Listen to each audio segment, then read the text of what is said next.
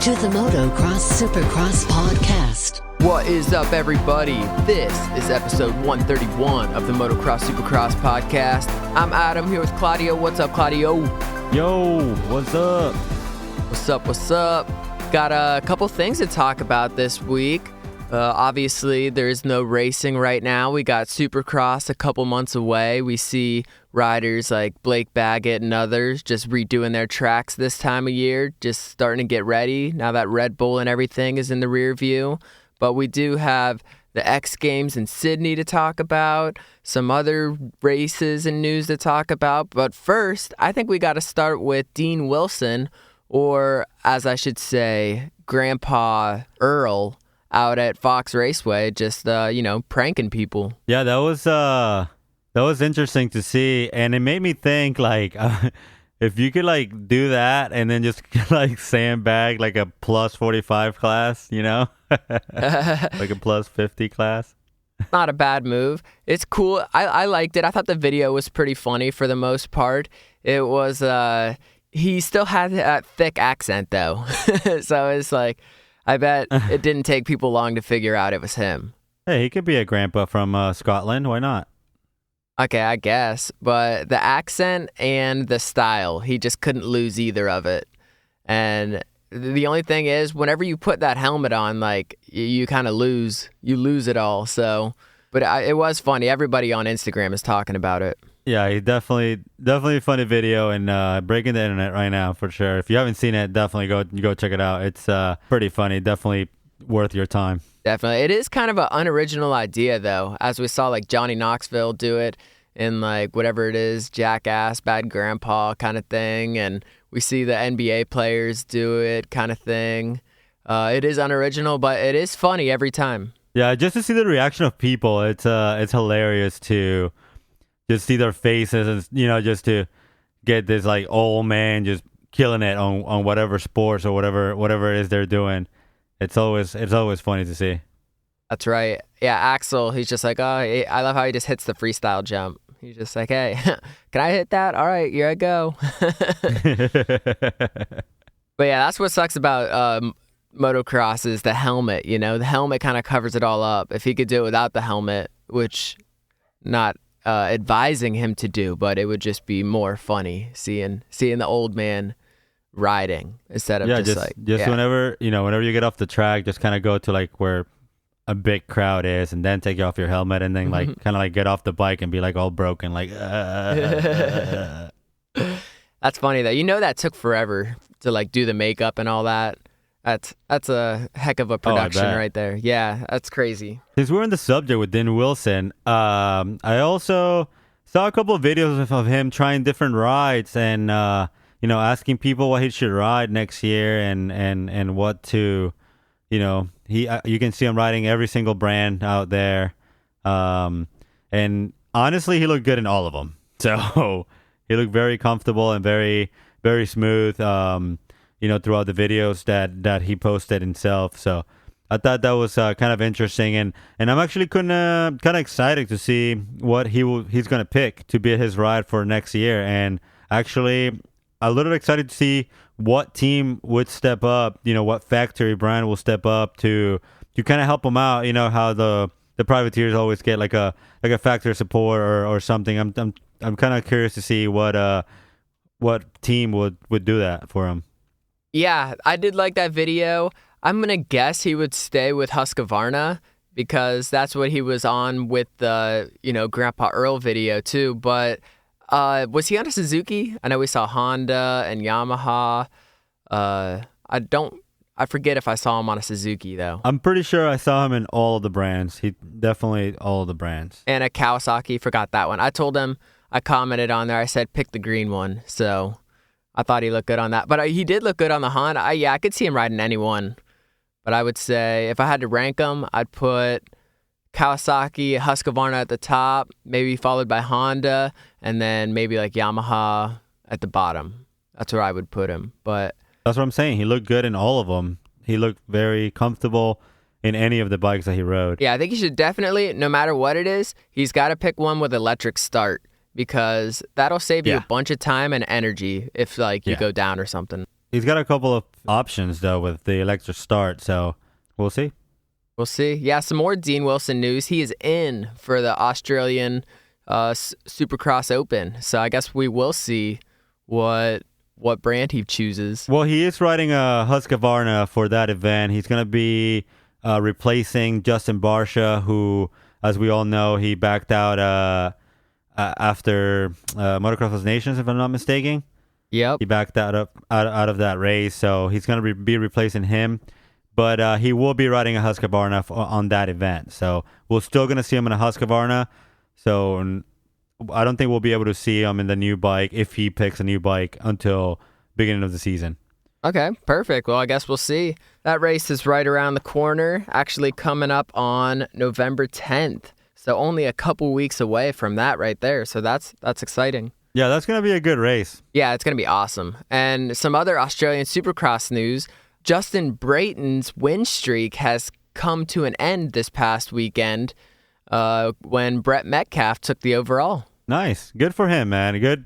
I understand he likes to dominate in that series over there, but it's good to see different riders make it to the top. So good for Brett Metcalf on beating Justin Brayton. And apparently, he's very strong because that lineup over there is also pretty stacked too. Yeah, and if I recall correctly, Justin Brayton was like super sick and stuff. He was racing last weekend super sick, and I guess he was still super sick this weekend. So can't win them all. Yeah, no. That probably had a little bit to do with it too. He is the defending champ, and he still carrying that red plate though. So yeah, that's good for him. He just got to share the money with everyone. Can't run away with all of it. What other races we have this weekend? Oh, one thing that was cool is the Travis Pastrana at Pleasure Valley. He did the Travis Pastrana Pro Challenge where they gave away $20,199. Yeah, I saw that. Got to throw that in there. But there was they had some really cool classes there. They had this class called the Adaptive class with Doug Henry. It was a super mud fest. And Travis Pastrana was helping Doug Henry. If you don't know, Doug Henry is like paralyzed from, I want to say, the waist down. But yes, he has this like awesome bike for him, and it just holds him in. And Travis Pastrana was helping him get off the gate, but he didn't do a good job, and Doug Henry fell along with another paralyzed rider, like right off the start. Yeah, that's awesome that he put that together, especially for those guys. Those guys that unfortunately had accidents or are not able to ride anymore because whatever reason. They still have that urge to be competitive and to be out there racing against others. So that's really cool that he thought like outside the box, and I hope we see that more often in more events. Yeah, Travis was trying to post it on his Instagram. He's like, I bet this is the last time Doug Henry asked me to help him on the start. And I was like, I wasn't sure. I was like, I don't know if I should laugh at this because it is kind of funny, but at the same time, you can't laugh at like the handicapped people. Can't do it. No, we're definitely not laughing at the handicapped people. It's just the whole like quote and the whole situation. It's a little funny, but yeah, I saw that too, and I don't blame Doug Henry if he doesn't want Travis to help him out anymore. Yeah, it was just right off the start. They all fell, but it was a mud fest, so it's not 100% Travis's fault. You got to ease. Yeah, definitely not. You got to ease off the start there. But dude, you know who won? You know who took first place in that Open A class there? Who that? Frederick Noren. Nice. Yeah, nice for him. Brock Poppy got second. Actually, winning the first moto was Bobby Piazza. You remember him from the Racetrack Supercross show. Yep. So yep. He went 1-16 for sixth overall. So not a great. Yeah, he ran into a little problems, didn't he? Yeah, I didn't see exactly what happened, but 16th, definitely something happened. But Frederick Noren went 2-1 and took home all the monies. So that was cool to see him out there. Also happening same weekend as the Red Bull Straight Rhythm, as we did, our last podcast was devoted pretty much to the Straight Rhythm, so we didn't talk about any of the other events, but X Games Sydney was going on, And it was kind of an unfortunate weather event going on there. I saw the crazy time-lapse videos of the storms moving in, the lightning going crazy. They had to cancel some events, like the Step Up and stuff. Yep. But they did get a couple events. The Moto X Freestyle, we saw Tom Pages take home the gold. And he did kind of the same, he did that same trick he won in Minneapolis, the double backflip no-hander. Yeah. He had a really good run, though. He had a really good flow.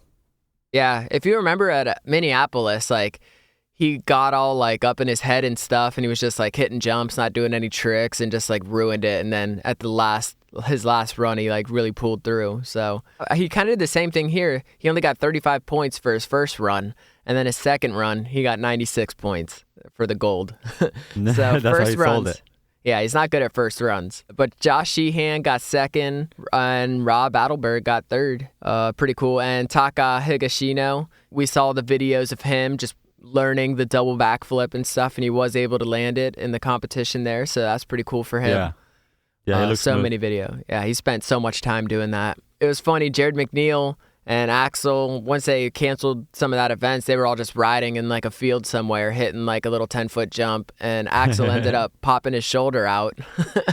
Of course, that's what you get. Yeah, Dr. Josh Sheehan had to help him get it back in, which is even more funny. That guy's put more shoulders in than like actual doctors and stuff. I know, he did a couple here too, right? Is that Yeah. same doctor? But they did have the best whip contest, and of course, Jared McNeil taking home the gold in his home country, just throwing the sickest whips. I love his whips the best because he gets like inverted, and then he just like turns the bike like the whole way around. It's like a 180 whip where he's like upside down. It's insane. So that was cool for him. Corey Creed got second in that, and Axel Hodges was able to take home third with his big, like, I don't even know what you call it. It's kind of like the dune style, like the sand dunes where they jump them and you just super sideways. It's just very unique style. We saw it at the Monster Energy Cup. They had that whip contest there too. So. Yep. Yeah, they also had the doubles freestyle. The one that we talked about. It was synchronized jumping and stuff with the two guys. Yeah, I remember seeing a video of, I want to say it was Josh Sheehan and maybe Tom Pages doing double backflips right next to each other. But whenever I was looking on the X Games Sydney website, I didn't see the results for it. So I was starting to think maybe that was one of the contests that got rained out. I definitely saw them doing it, but I don't know if that was practice or if it got rained out. So I don't see it on their page. Yeah, so that just sucks for them because I'm pretty sure I read that they were like in a drought. And then, of course, the rain and lightning has to come in the middle of X Games. But, oh well, what you gonna do? You can't fight Mother Nature. Very unfortunate for the freestyle guys. A lot of the events got canceled, so it wasn't as exciting as it could have been for sure. Yep, that's why they got to do it indoors. You need that dome. Need the dome. And another thing I wanted to talk about is Jason Anderson posted on his Instagram and a video of one of the opening ceremonies, his intro, and he said, "I wish we were allowed to create an opening ceremonies to our liking. Like, we get to pick and create our music and videos instead of being so restricted." I was like, oh, kind of taking a shot there. Yeah, that sucks if they don't really get to they should be allowed to make their own intros. I mean, it is their stuff. intro, so it should be unique. Yeah, I guess, Feld's just gotta censor everyone. Can't have too much stuff. They only want to pay royalties to certain artists or something, I guess. Who knows what their deal is. Yeah, I just thought that was interesting. So it's curious to see what he ends up doing and all the other riders end up doing for opening ceremonies, or maybe him just speaking out like that maybe will cause like a little change. Or what's the answer for from Feld to that? Yeah, I remember the opening ceremonies last year. It was kind of cheesy, It's a little too cheesy for such a badass sport. I hope they spice it up a little bit this year. That's for sure. I have to agree with Jason on this one. They should be able to pick, their song and how they want to do it. Maybe not how they want to do it because, not all the stadiums has, different entrances or whatever. But definitely like a song or like what they want to do. Of course, they got to keep it G or PG because it is a family sport and there is a lot of little kids on the audience or in the crowd. So definitely keep it PG. But yeah, why not bring your own? You got to keep it badass though too at the same time. You can. Just make it unique. All right, well, I think that's pretty much everything we're going to add to this episode. Our next episode, we are going to dive in a little deeper to these Supercross track layouts and talk about this upcoming season with the Triple Crowns and all that kind of stuff. What do you say, Claudio? Is there anything else we need to add to this one? Yeah, no, just make sure you guys are following us on our Instagram at MXSX Podcast. Stay tuned for the next episode. Is going to be legit. We're going to dive into the 2019 Monster Energy Supercross series coming up. We're going to have the Triple Crowns, where they're going to be, the East-West Showdowns, and everything else that we need to know for this coming up year. Peace.